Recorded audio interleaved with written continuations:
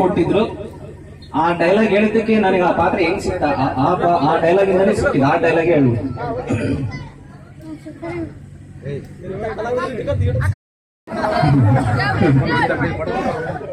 ಇದೆಲ್ಲ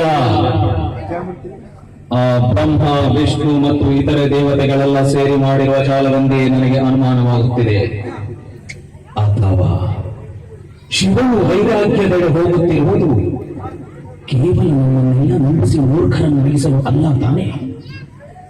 ಏಕೆಂದರೆ ಈ ವೈರಾಗ್ಯದ ನಂತರ ಮಹಾದೇವ ಮತ್ತು ಆದಿಶಕ್ತಿಯ ಪುರಂಬಲನವೂ ಆಗಲಿದೆ. ಅವರಿಬ್ಬರಿಗೂ ಸಂತಾನವಾಗಿ ಬಿಟ್ಟರೆ ಗುರುದೇವ, ಕೂಡಲೇ ನನಗೆ ಈ ವಿಷಯದ ಬಗ್ಗೆ ಸ್ಪಷ್ಟೀಕರಣ ಬೇಕು.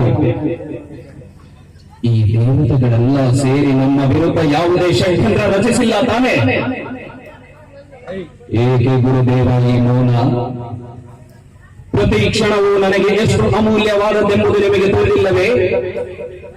ಶಿಷ್ಯನಿಗೆ ಒಳಿತಾಗುವ ಪ್ರತಿ ನಿರ್ಧಾರದಲ್ಲೂ ಜೊತೆಗಿರುವುದು ಗುರುವಿನ ಧರ್ಮ ಎಂಬುದು ಮರೆಯದಿರಿ. ರುದ್ರಮುನಿ ಹಿರೇಮಠ ಏನಮ್ಮ, ಯಾರು ಹೊರಗ್ನವ್ರು ಅನ್ಕೊಂಡ್ಬಿಡ್ರಿ, ಸ್ಟಾರ್ ಆಗ್ತೀನಿ ನೆನ್ಬಿಡ್ರಿ. ಒಂದು ವಿತೌಟ್ ಮ್ಯೂಸಿಕ್ ಒಂದು ಬಿಟ್ಟ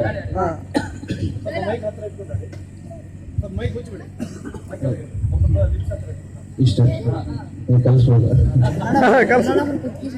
ನಡುವೊಂದು ಡೈಲಾಗ್ ನಾವು ಆಡೋದು. ಕಲರ್ಸ್ ಕನ್ನಡ ಚಾನಲ್ ಆಫೀಸ್ ನಲ್ಲಿ ಸ್ಕ್ರೀನ್ ಟೆಸ್ಟ್ ನಡೀತು ಒಬ್ಬ ಹಸುರನ್ ಪಾತ್ರಕ್ಕೆ. ಅದೇ ಡೈಲಾಗ್ ಹೊಡೆದು ಬೇಡ ಬೇಡ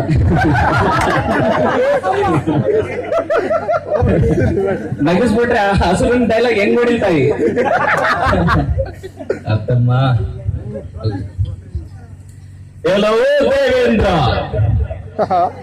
ದೇವತೆಗಳ ಅರಸನೆಂಬ ಪದವಿಯನ್ನು ಅಲಂಕರಿಸಿದ ಮಾತ್ರಕ್ಕೆ ನೀನೊಬ್ಬ ಮಹಾಪರಾಕ್ರಮಶಾಲಿ ಎಂದು ತಿಳಿದಿದ್ದೀಯ.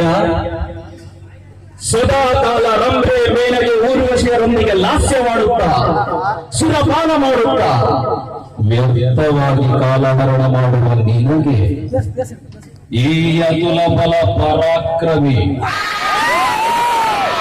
ತ್ರಿಲೋಕ ವೀರ ರಣವಿಕ್ರಮನಾದ ನನ್ನನ್ನು ಗೆಲ್ಲುವ ಸಾಮರ್ಥ್ಯ ನಿನಗೆಲ್ಲೋ ಭ್ರಮೆಯಾಗಿರಬೇಕು.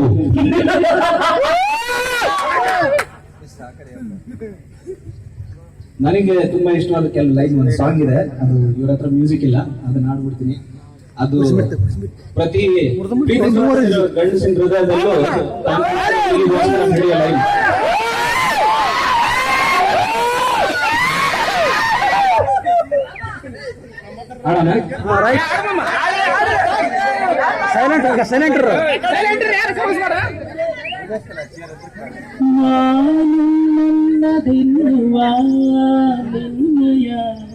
ತರ್ಕವೇ ಬಾಲಿಶ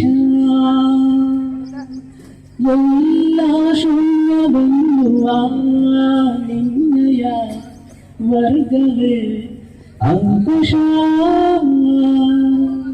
ಕಲ್ಮಶ ನಿಷ್ಕಲ್ಮಶ ತರತರ ನಿನ್ನ ವೇಷ.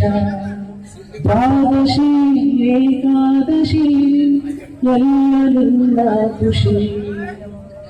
ಇಬ್ಬರೇ ಜೊತೆಗೆ ದೂರ ಇರುವ ಮನಸ್ಸೆ, ಎಲ್ಲೆಲ್ಲೋ ಓಡುವ ಮನಸ್ಸೆ, ಯಾಕಿಂತ ಹುಚ್ಚುಚ್ಚುವ ರಸೆ, ಇಲ್ಲದ ಸಲ್ಲದ ತರಲೆ ಚಲ್ಲಿ ಬಂದಲ್ಲಿ ತರವೆ, ಹರುಷವ ಬೆಂಬಿಡುವೆ, ವ್ಯಸನವ ಮುಂದಿರುವೆ, ಬಂದರು ಅಳುವು ಮುಗಿಸಿ